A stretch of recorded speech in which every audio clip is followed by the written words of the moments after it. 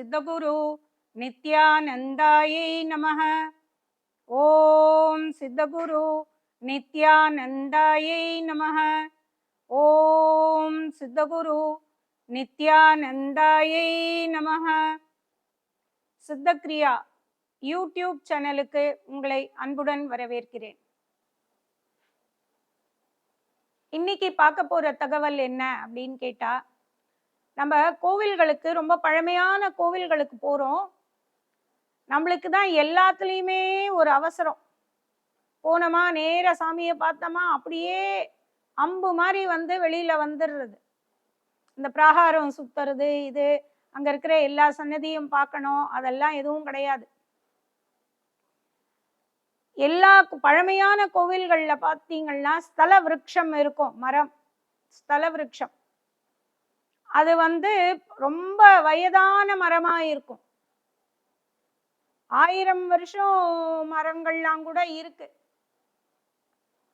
நல்ல வயதான மரம்.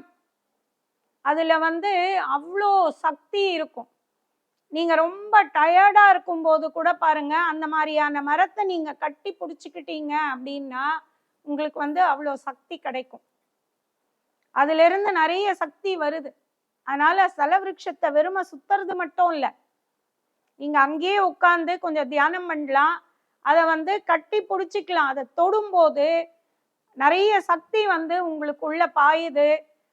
நீங்க அதை பண்ணி பார்த்தாதான் உங்களுக்கு அது தெரியும்.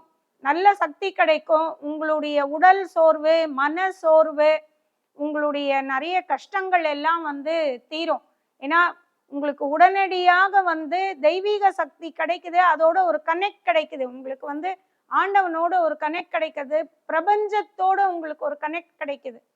அதனால கண்டிப்பாக பழமையான மரங்களை கட்டி பிடிச்சி அதை தொட்டு இது பண்ணுங்க. நிறைய எனர்ஜி வரும். அது கீழே உட்காந்து மெடிடேட் பண்ணுங்க.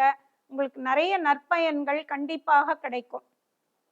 இந்த வீடியோ உங்களுக்கு பிடிச்சிருந்தா லைக் பண்ணுங்க, ஷேர் பண்ணுங்க, கமெண்ட் பண்ணுங்க, மறக்காம சப்ஸ்கிரைப் பண்ணிடுங்க. அந்த பெல் பட்டனையும் கிளிக் பண்ணிடுங்க.